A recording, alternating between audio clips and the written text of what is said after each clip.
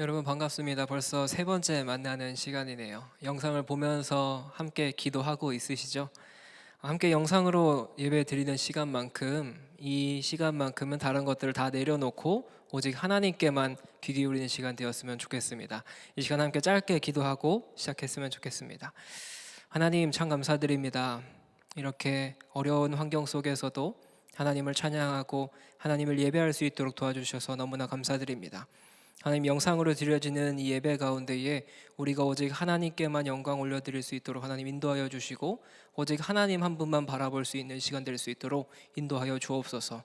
하나님, 우리가 또한 코로나를 위해서 함께 기도할 때에 이것들이 하루속히 종식되어서 함께 만나서 예배하고 함께 만나서 모임할 수 있는 그 날을 기대하오며 사랑이 많으신 예수님의 이름으로 기도드립니다. 아멘. 오늘 함께 보실 하나님의 말씀은 야고보서 5장 13절에서 20절까지의 말씀입니다. 야고보서 5장 13절에서 20절까지의 말씀을 제가 봉독하겠습니다. 너희 중에 고난 당하는 자가 있느냐? 그는 기도할 것이요 즐거워하는 자가 있느냐? 그는 찬송할지니라.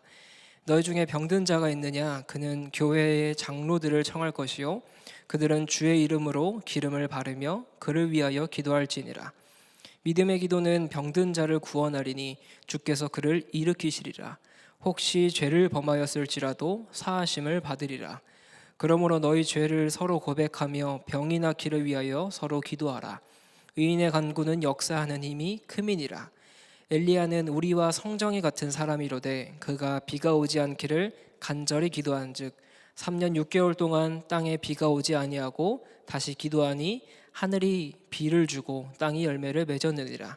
내 형제들아, 너희 중에 미혹되어 진리를 떠난 자를 누가 돌아서게 하면 너희가 알 것은 죄인을 미혹된 길에서 돌아서게 하는 자가 그의 영혼을 사망에서 구원할 것이며 허다한 죄를 덮을 것임이니라. 아멘. 오늘 본문 말씀을 통해서 간절히 기도하라 라는 제목으로 함께 말씀을 나누려고 합니다. 오늘 본문에서 야고보는 야고보서 5장을 마무리하면서 우리에게 무엇을 하라고 이야기하고 있습니다. 그것이 어떤 것이냐면 오늘 설교의 제목처럼 간절히 기도하라고 말하고 있습니다. 13절의 말씀은 이렇게 이야기합니다. 너희 중에 고난당하는 자가 있느냐? 그는 기도할 것이요 즐거워하는 자가 있느냐? 그는 찬송할지니라. 우리는 삶을 살아가다 보면 어려운 삶을 혹은 고난의 여정을 만나게 되는 경우가 있습니다. 이 고난은 육체적인 질병뿐만 아니라 우리의 삶에서 고통스러운 경험이나 문제들을 이야기합니다. 지금 우리는 코로나19로 인해서 여러 고난과 힘듦을 마주하고 있는 상황입니다. 이러한 고난을 겪는 사람들에게는 다양한 반응이 나타납니다. 분노하는 사람들, 흥분하는 사람들, 어떤 여러 가지의 반응들을 나타내고 있습니다. 여러분들은 고난을 당할 때 어떠한 반응을 보이시나요? 오늘 본문에서는 고난 당할 때 기도하라고 이야기하고 있습니다. 그리스도인들하면 이 정답을 너무나 잘 알고 있습니다. 하지만 이 기도를 하는 것까지의 이 행위가 참 많이 힘듭니다. 또한 우리들의 모습에서도 볼 수 있는 현상은 우리가 어떤 고난을 마주하거나 내 앞에 힘듦이 다가올 때 우리의 이런 다양한 반응들이 먼저 나옵니다. 다양한 우리의 감정적인 반응들이 우리를 먼저 맞이해 줍니다. 예수님을 신뢰하고 의지하는 성도라면 우리가 먼저 맞이하는 이 감정적인 반응보다 먼저 고난 가운데 기도해야 합니다. 어떠한 모양과 어떠한 방법으로 기도하는 것이 중요한 것이 아니라 기도한다라는 그 자체가 중요한 것입니다. 13절에서는 고난을 당할 때 기도하라고 말하며 즐거워할 때 하나님을 찬양하라고 고백합니다. 고난당하는 것과 대조적으로 즐거워하는 자가 또한 등장하고 있어요. 평소에 우리가 삶을 살아갈 때 즐거울 때보다는 고난을 당할 때, 힘들 때 더 많이 기도하는 것이 사실입니다. 저 역시도 즐겁고 기쁠 때는 하나님께 먼저 감사의 기도를 드리기보다 그냥 저 혼자 마냥 신나서 좋아하는 모습이 제 모습일 때가 많습니다. 하지만 오늘 본문에서 말하는 것은 이 즐거워하다라는 이 단어는 우리의 감정이 즐겁고 우리의 감정이 신나는 것을 의미하는 것이 아니라 하나님을 아는 즐거움, 하나님을 아는 즐거움을 의미합니다. 단순하게 우리가 생각하는 고난과 반대되는 즐거움을 의미하고 있는 것이죠. 15절의 말씀을 보면 우리가 믿음으로 기도하면 하나님께서 고쳐주실 것이다 라고 확실하게 이야기해요. 15절은 이렇게 고백합니다. 믿음의 기도는 병든 자를 구원하리니 주께서 그를 일으키시리라. 혹시 죄를 범하였을지라도 사하심을 받으리라. 병든 자를 고쳐준다라는 이 약속은 우리 중에 어떤 담대하게 기도하는 것에 어려움이 있는 사람들에게 해결책을 주고 있습니다. 우리는 하나님께서 우리가 구하는 대로 주시지 않을까 봐 두려워하는 마음들이 있어요. 또한 그 마음이 내 확신이 되기도 합니다. 하지만 우리는 그분의 능력과 사랑의 하나님께서는 우리에게 그 능력을 허락해 주실 것이고 사랑으로 그 모든 것을 감당해 주실 것이라는 것을 담대하게 믿고 의지하고 그렇게 기도해야 합니다. 우리는 병 낫기를 위해서 서로를 위해서 함께 기도해야 해요. 많은 지체들이 아픈 문제들을 가지고 기도를 많이 합니다. 그런데 우리가 기도할 때 공동체가 함께 더욱더 기도해 줘야 해요.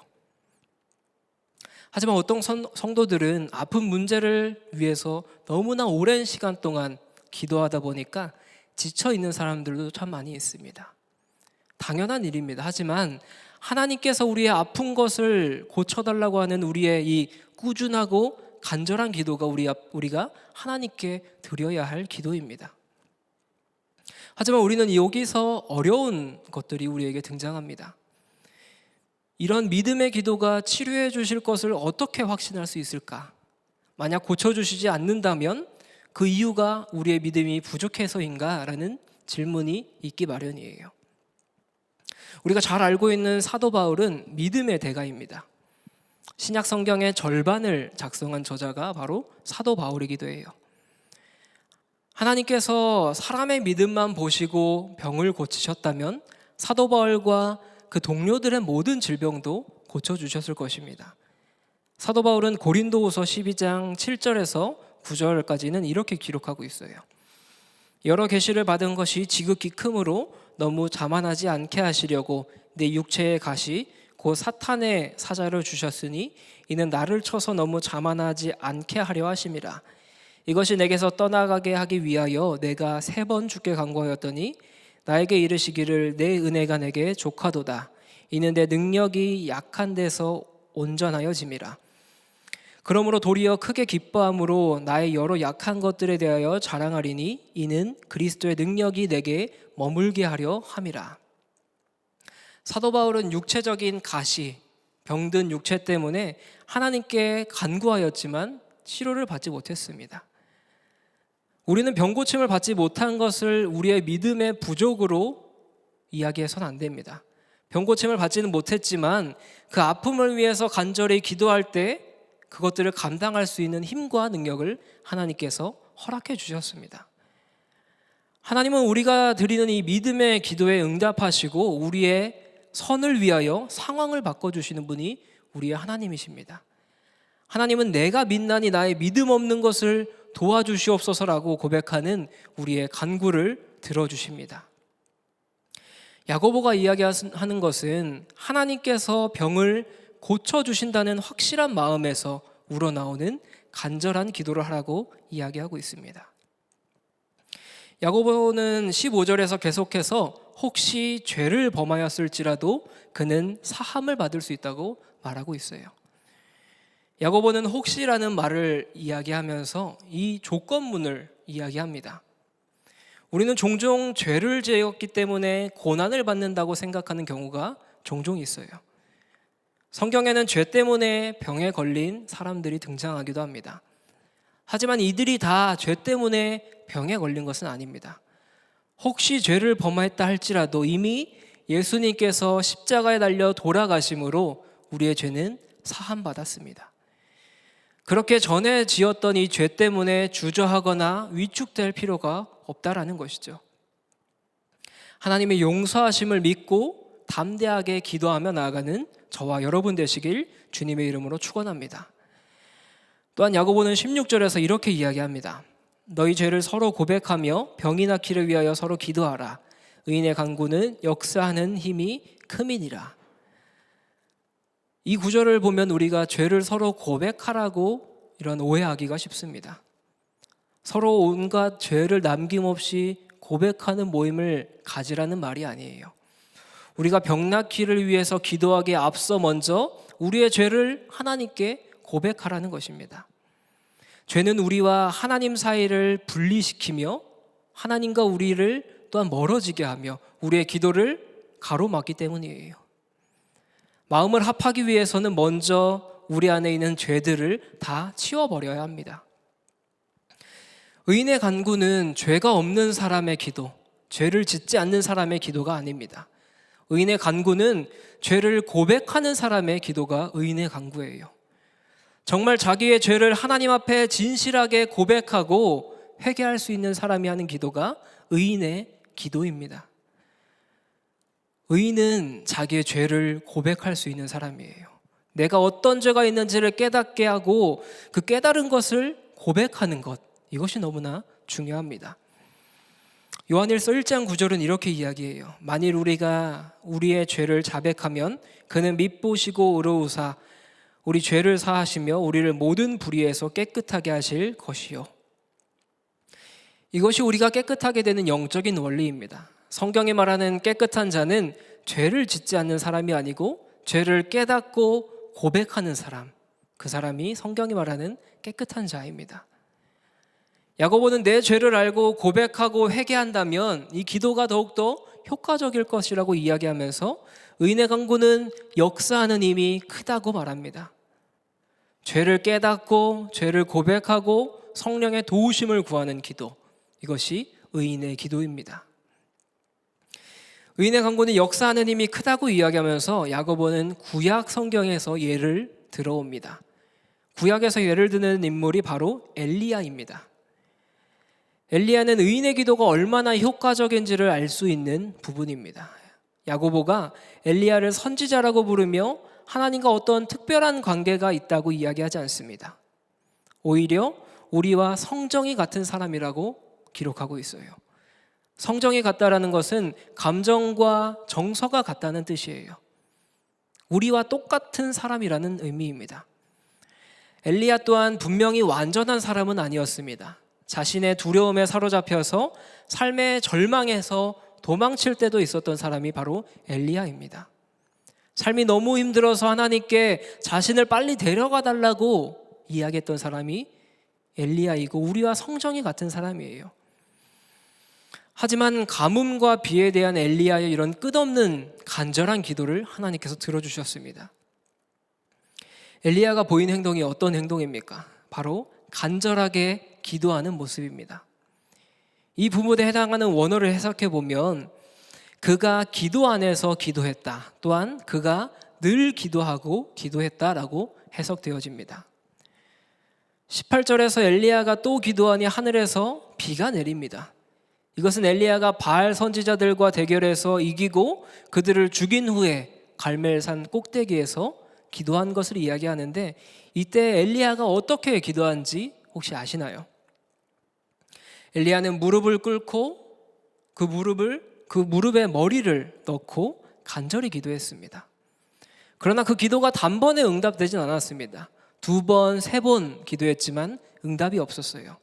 5번, 6번 기도해도 구름이 한 점 없었는데 엘리야는 포기하지 않고 간절하게 하나님께 계속 기도합니다. 우리의 기도는 어떻습니까? 몇 번 기도하고 그만두는 그 모습이 우리의 기도의 모습 아닙니까? 엘리야와 같이 납작 엎드려져서 목숨을 바쳐 간절하게 기도하는 모습이 우리에게 있어야 할 줄 믿습니다. 사랑하는 여러분, 야고보서의 저자는 믿음을 강조하고 또한 행할 것을 강조하면서 말씀 안에서의 삶을 강조하고 있습니다. 왜 이렇게 강조할까요? 우리가 더욱더 간절하게 기도하기 위해서입니다.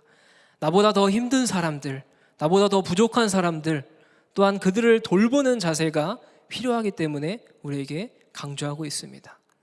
우리 공동체가 함께 믿음으로 기도하고 그들을 돌아보아야 할 줄 믿습니다. 사랑하는 여러분, 우리 주위에 힘들고 지쳐있는 사람들이 참 많이 있습니다. 우리가 그들을 위해서 할 수 있는 것이 무엇이 있을까요? 우리가 할 수 있는 것은 그들을 위해서 먼저 기도하는 것입니다. 하나님께서 병을 고쳐주신다라는 그 확실한 마음으로 간절하게 기도해야 합니다. 엘리야처럼 납작 엎드려서 목숨을 바쳐가며 간절하게 우리도 기도해야 할 줄 믿습니다.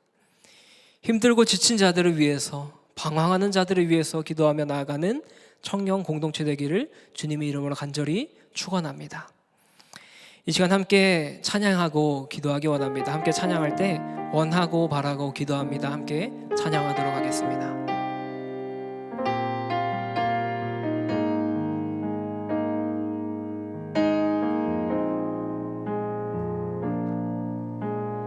이 세상을 살아가는 동안에 나의 힘을 의지할 수 없으니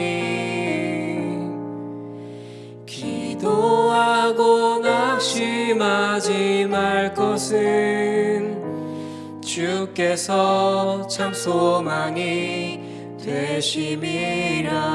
처음부터 찬양할까요?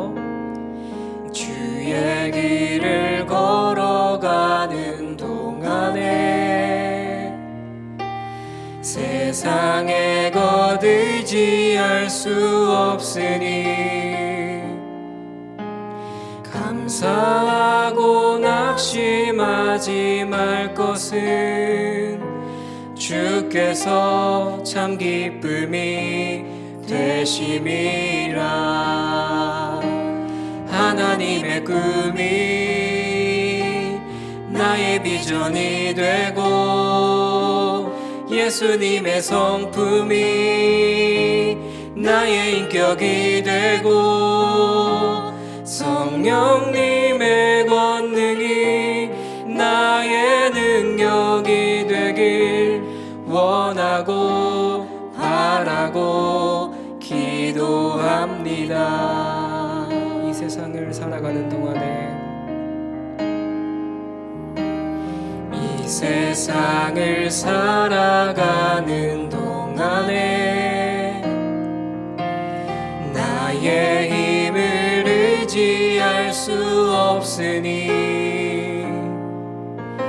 기도하고 낙심하지 말 것은 주께서 참 소망이 되심이라. 주의 길을 걸어가는 동안에 주의 길을 걸어가는 동안에 세상의 것 의지할 수 없으니 감사하고 낙심하지 말 것은 주께서 참 기쁨이 되심이라.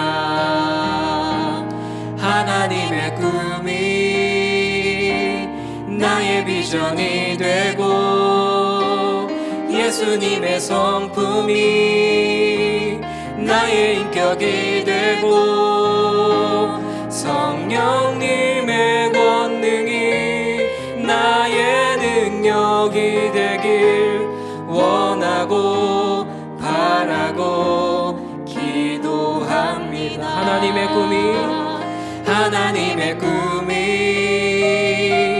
나의 비전이 되고 예수님의 성품이 나의 인격이 되고 성령님의 권능이 나의 능력이 되길 원하고 바라고 기도합니다. 원하고 바라고 기도합니다. 원하고 바라고 기도합니다. 우리 시간 함께 기도했으면 좋겠습니다. 하나님, 오늘 말씀을 통하여 힘들고 연약한 자들을 위해 기도해야 함을 함께 살펴봤습니다.